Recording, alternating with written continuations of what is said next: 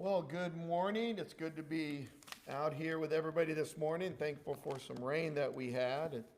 I guess not too heavy, but at least it keeps things a little bit cooler. We're already getting into our cool weather, so that's a wonderful thing. So good to have you here as we come together and worship our God this morning. Thankful to see your faces, thankful to be in your presence, thankful that God has called us to his worship, thankful that I have got to know you over the years, thankful for your love for me, thankful that God has given me an opportunity to love you. This morning we're going to be talking about being thankful. That's the end of the sermon. You're welcome. I'm just thankful. Being thankful. Psalm 30. Let's jump over there. Psalm 30.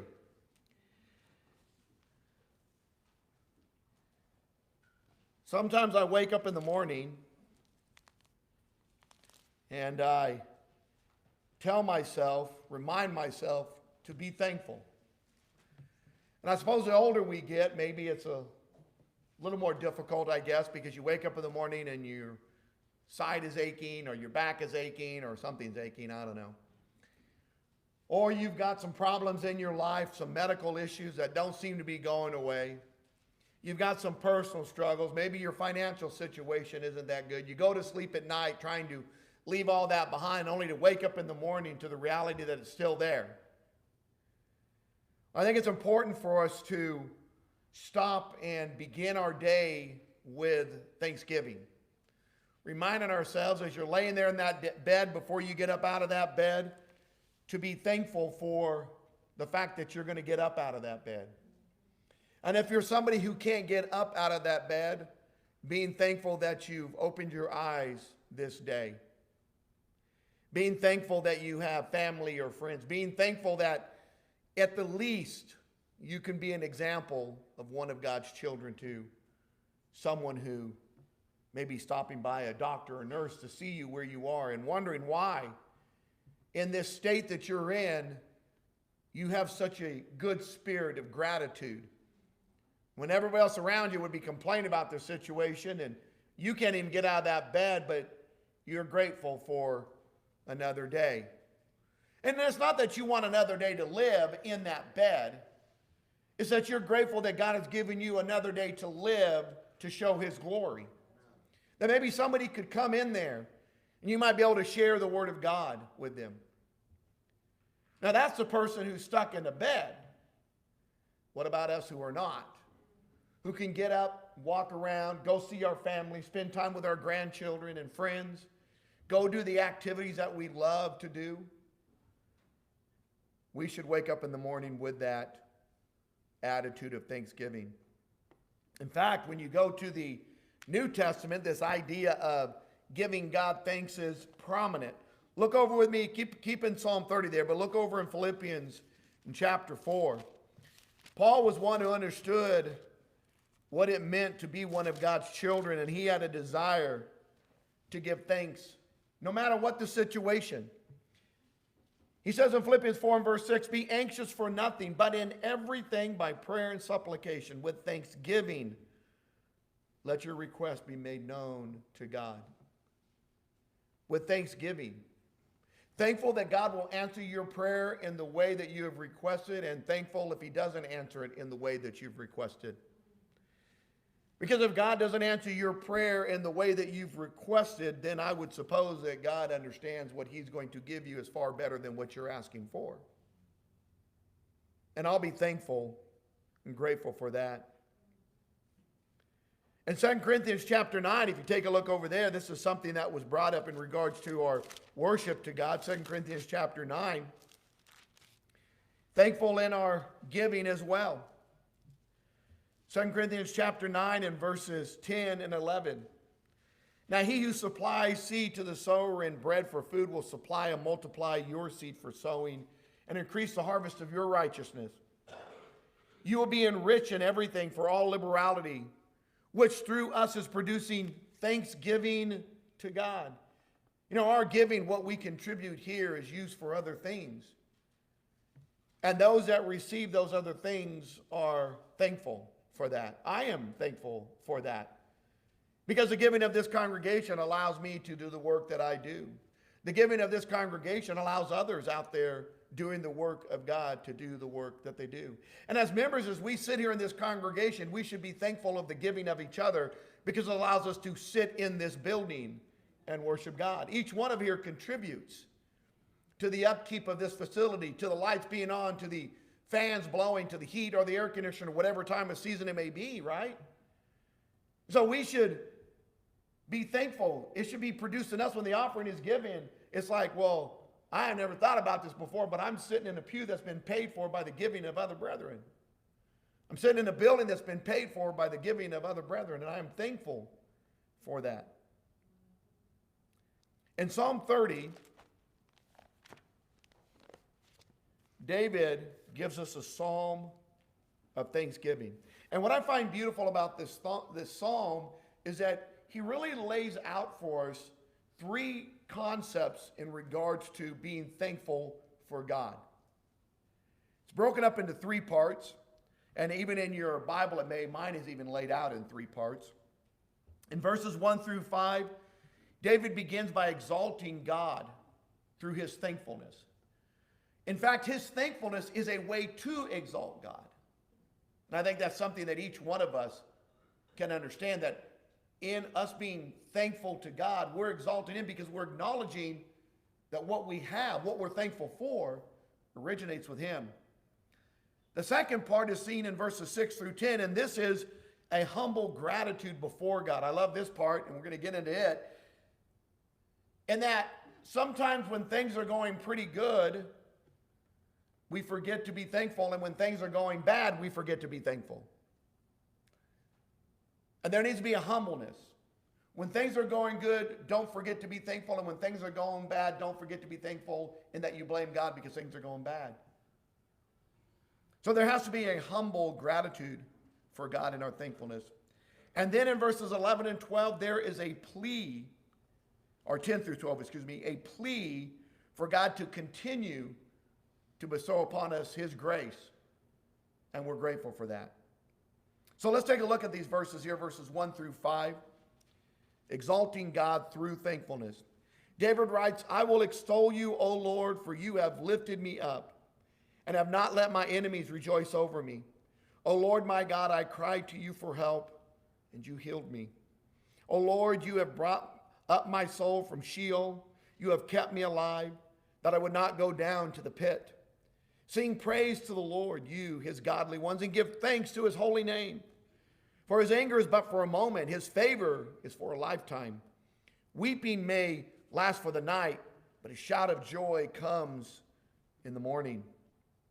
See, David's psalm of thanksgiving begins with us being reminded of all that God has done for us. David says, this is what God has done for me, and so I'm going to extol, I'm going to exalt you. I'm going to praise you and give thanks to you for everything that you've done. He's lifting him up. He says, when I was in trouble, God, I cried to you and you helped me. He's remembering the things that God has done for him. You know, if you go back and take a look at David's life, it was a life that was full of difficulties. It wasn't always easy for him. We know that early on, he struggled with Saul. Saul had attempted to kill David on several occasions. Saul was one who loved David is one who loves, did I say Saul tried to kill David? Or Saul tried to kill David. David didn't try to kill Saul. David loved Jonathan, Saul's son. He loved him as a brother. And that relationship was very difficult because they couldn't be together. They couldn't enjoy each other's friendship because of Jonathan's father, Saul. Saul even tried to kill Jonathan at one point because he believed that he was betraying him to David. So we had this struggle that David faced with Saul. We had this struggle that David faced in the numerous battles that he went into.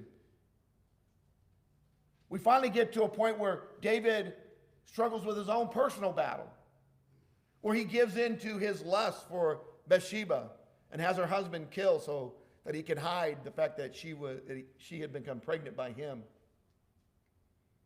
David had his ups and downs. But through all these things, Even when it was his own personal failure, he always knew that God delivered him. He always gave God the credit. He says in verse 2, "O Lord my God, I cried to you for help. You healed me. O Lord, you brought up my soul from Sheol." You see, there were points in David's life where he was about ready to be killed. Now, if you go back and look at David's life, God didn't stop the spear that Saul threw at David. But God protected David so he didn't end up in the grave of Sheol. He didn't allow him to go to the pit. So David is saying, look, I can be thankful to God, even though God did not take every problem out of the way. He didn't stop every difficulty that I brought on myself or that others brought to me. But he always delivered me from those situations. Can you imagine what kind of people we would be if every time something happened to us, our parents stepped in and took the hit for us? We would be weak, worthless people. We would have no inner strength ourselves. If every time David got himself into a problem or a problem was coming at him and God just stopped it, what kind of king would he have become? He would have been a weak, feeble king because he couldn't have done anything on his own. He always needed God to do it. So God allowed David to go through these difficulties. But God also showed him that he was going to deliver him from those difficulties. So whatever victories he had, David then would conclude that they came from God. That God is the one that delivered him. He says in verse 3, "O Lord, you have brought me up from Sheol, my soul up from Sheol. You have kept me alive, that I would not go down to the pit. You have brought me up. You have kept me alive. Sing praise to the Lord, you his godly ones, and give thanks to his holy name." You see, so David recognizes that I'm giving thanks to God because God is the one who delivers me. I don't deliver myself by my own hand.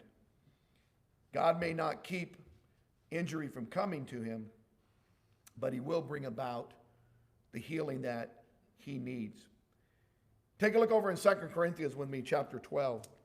I think when we take a look at our life, and it's important for us to realize this, sometimes people have a misconception of what God is supposed to do. They enter into this relationship, this covenant with God, thinking that God is going to take away all their ills. All their enemies are going to be destroyed. They're never going to have to face difficulties. But the reality is that doesn't happen. And then people become discouraged or disenfranchised. They don't want to have it that way. They're like, hey, look, I'm giving my life to you, God. Why aren't you delivering me from all these difficulties? And God says, I am delivering you from those things. But that doesn't mean I'm going to take those things out of the way. In 2 Corinthians in chapter 12, beginning in verse 7, Paul says, because of the surpassing greatness of the revelation, for this reason, to keep me from exalting myself, there was given me a thorn in the flesh, a messenger of Satan to torment me, to keep me from exalting myself. Concerning this, I implored the Lord 3 times that it might leave me. And he has said to me, my grace is sufficient for you, for power is perfected in weakness. Most gladly, therefore, I will rather boast about my weakness, so that the power of Christ may dwell in me. Therefore, I am well content with weakness, with insults, with distress, with persecutions, with difficulties, for Christ's sake. For when I am weak, then I am strong. You see, Paul understood this. He understood that he had a thorn in the flesh, and that thorn was there for a reason. It was to keep him from exalting himself. And he implored God to remove it, but God said, my grace is sufficient. And so Paul was satisfied with that. I will bear whatever I have to bear. I will go through whatever I have to go through. But I know that God is going to deliver me. His grace is sufficient. In other words, if God doesn't take away the problem here in your life, it will be taken away through his grace into eternity. Ultimately, the grace of God is going to lead us on to our eternal reward. Paul said that's sufficient.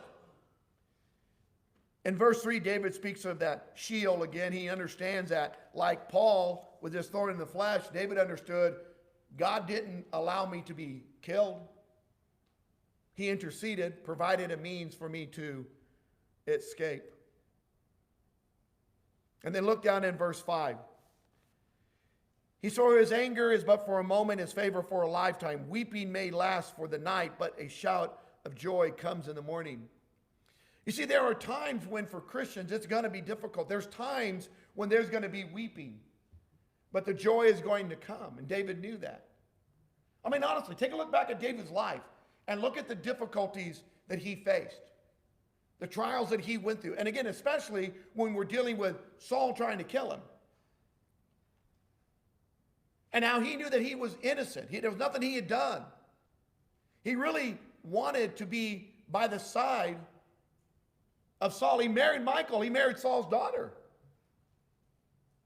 But it wasn't going to take place because Saul was gone in his mind. He had anger towards David. David had killed his 10,000 and Saul had only killed his thousands.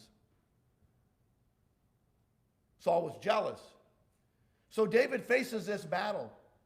So for a moment, there was affliction. But he knew that in the morning, joy comes. That it's not going to be a permanent thing for him.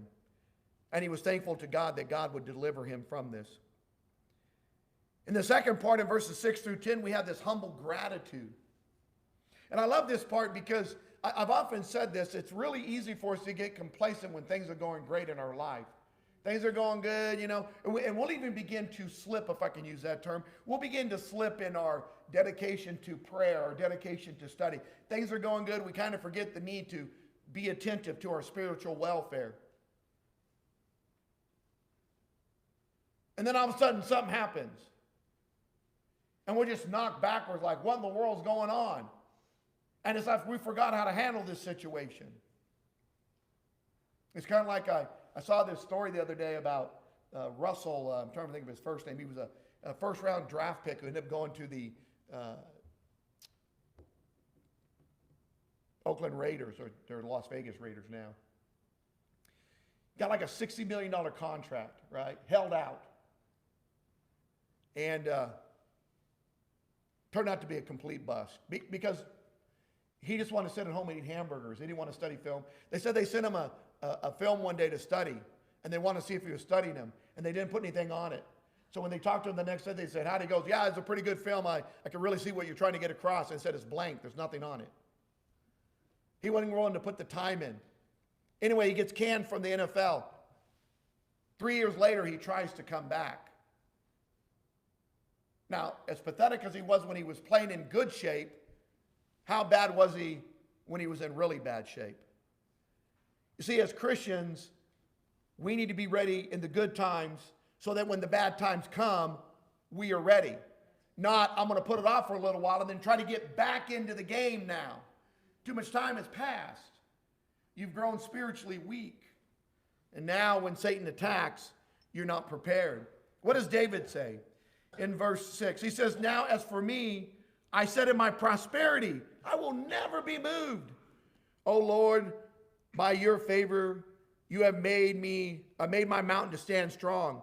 You hide your face. I was dismayed. To you, O Lord, I called, and to the Lord I made supplication. What profit is there in my blood if I go down to the pit? Will the dust praise you? Will it declare your faithfulness? So he says when he's at this pinnacle, things are going great, right? As for me, I said in my prosperity, I will never be moved.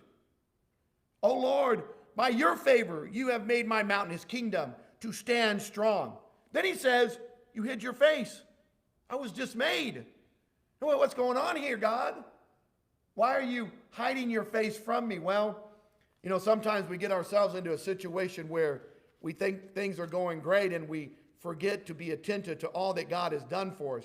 Look over in Isaiah 59. There is a downfall that comes because of this. When we become complacent,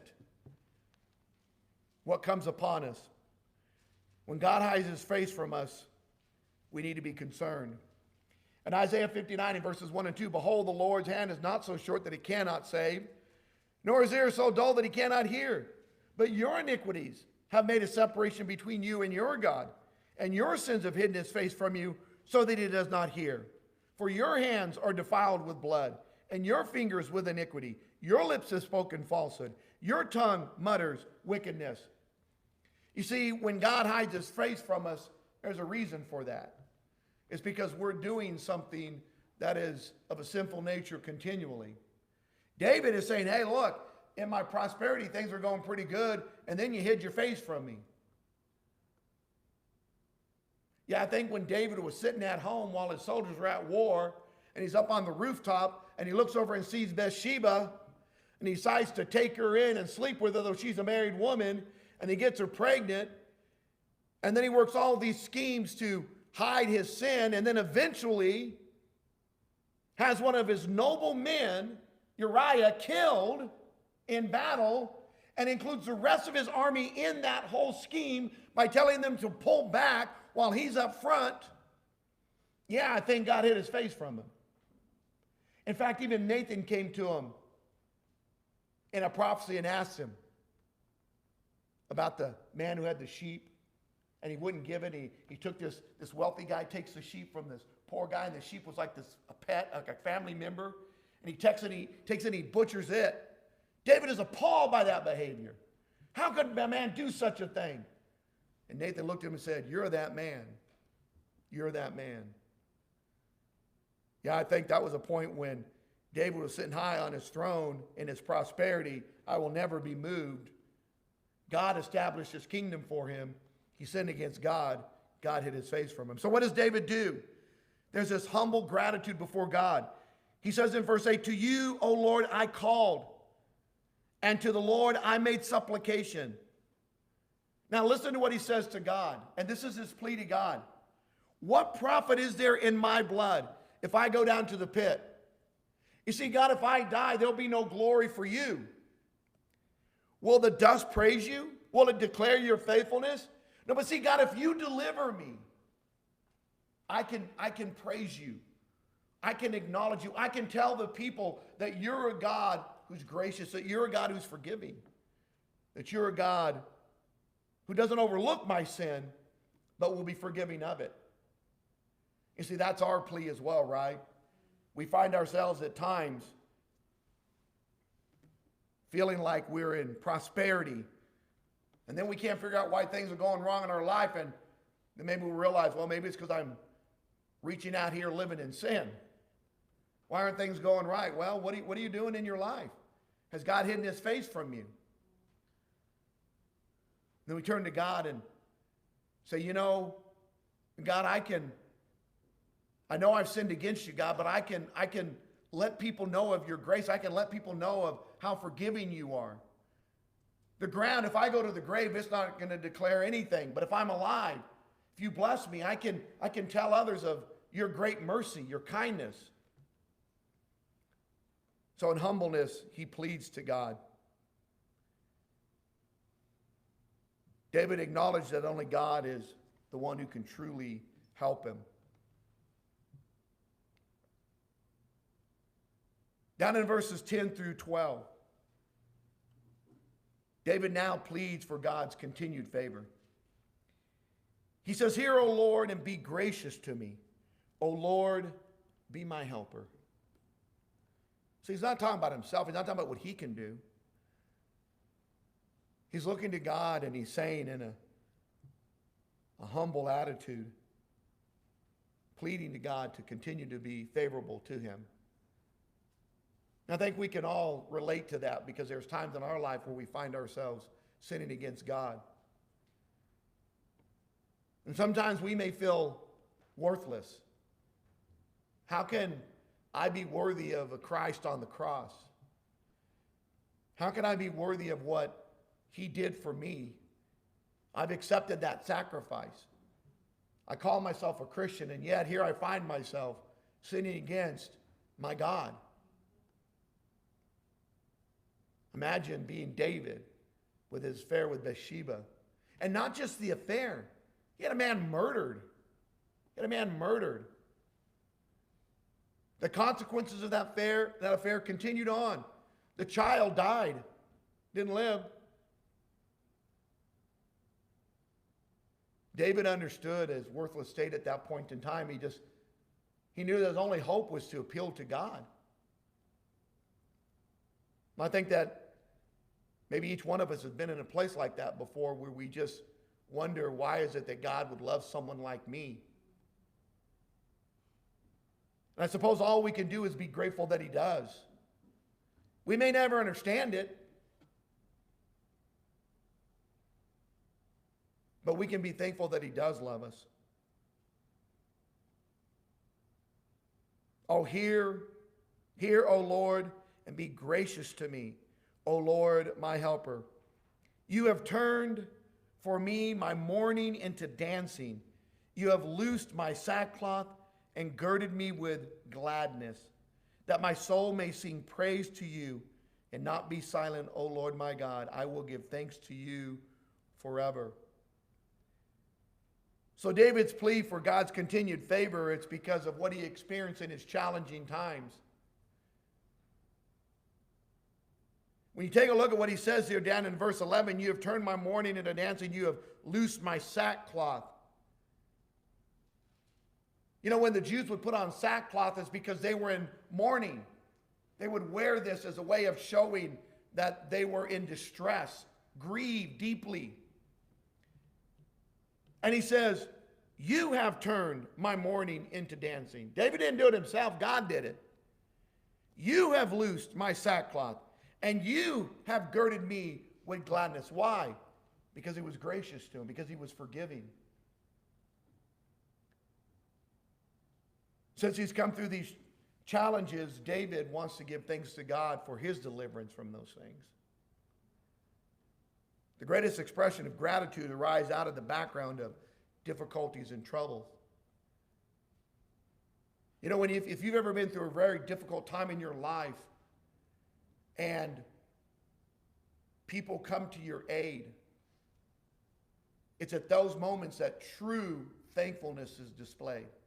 Now, I'm not saying that other times of thankfulness are not true, but the deepest levels of gratitude are expressed when you've been rescued from something. Like, I'm riding down the street on my bicycle, as if, but let's just go there. And I fall off my bicycle, and my wife picks me up, and I say, I'm thankful. Thank you, babe, for picking me up. That same scenario, I get hit by a car, and I'm tangled in my bike, and I'm bleeding profusely, and she puts a tourniquet on me. There's a different level of thankfulness there.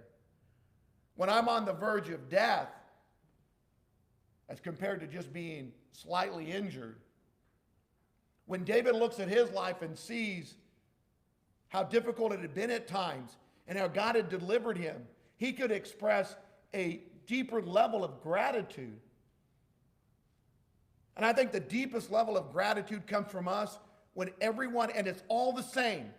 For everybody here, it's the same. Is when you realize that you were lost in your sin. And God saved you from that. There is no greater degree of gratitude and thanksgiving than that. It's all the same for us when we look at our lost state. So the greatest expression of gratitude arises out of the background of difficulties and troubles. That's why David is giving this psalm here. He's showing us that God is the one who's delivered him. God is the one that's protected him. God is the one that's restored him. Why? Because God is a God of grace. God is a God of mercy. Not that David is deserving of these things. David is just a servant of God. But God delivered him. David thanks God for bringing him through all of his situations. Great or small, he recognizes the hand of God in that. He is grateful for all God has done, even though he has faced so many challenging situations. And that should be our prayer as well. We wake up in the morning and we moan and groan and ache, or we think about something that's ahead of us, maybe our job. Oh man, I got to get up and go to work today. I don't want to get up and go to work today. I got to go to that job. That's really bad when a preacher says that, I'm just telling you. I saw this cartoon one day when the wife is yelling at the husband. She goes, you've got to go to work. Get up. And he goes, I don't want to go to work. She said, you're the preacher.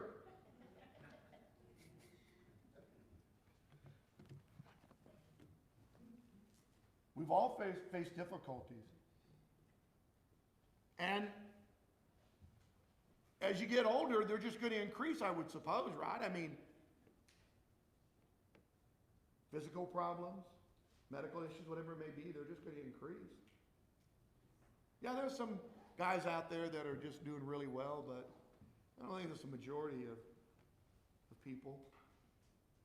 But every morning we should get up with an attitude of thanksgiving. Every day we should live with an attitude of thanksgiving. Knowing that no matter what comes our way, God will deliver us. That doesn't mean He's going to take the problem away, but you'll come through the problem, and you'll be stronger, and you'll be better prepared to serve God. And if you're like Saul, the apostle, and you have to have a thorn in the flesh for the rest of your life, God will still deliver you when you leave this earth. You'll still be delivered. And you'll still be blessed. And you'll be stronger for that affliction. That's what Paul saw. Let's be thankful, because God is the one who delivers.